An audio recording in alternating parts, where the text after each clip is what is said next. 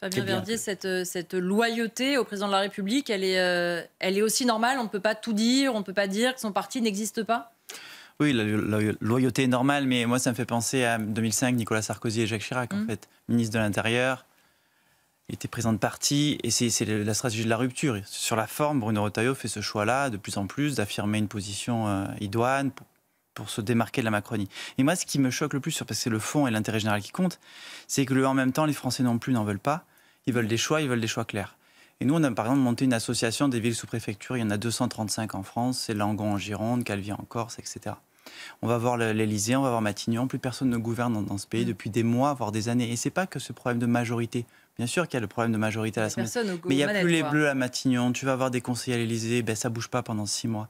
On a fait des propositions claires, des actions urgentes pour nos villes sous préfecture. Ça représente 12 millions d'habitants dans le pays, comptant l'outre-mer.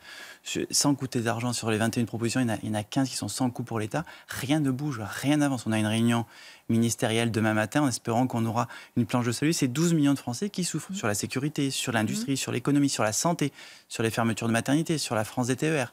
Plus personne ne gouverne parce qu'on a laissé le pouvoir à des techniciens, à des technocrates. C'était un peu le sujet aussi sur l'Algérie. Quelle que soit l'option qu'on prend, de toute façon, il y a tellement de règles, il y a tellement de normes que c'est les technos qui gouvernent.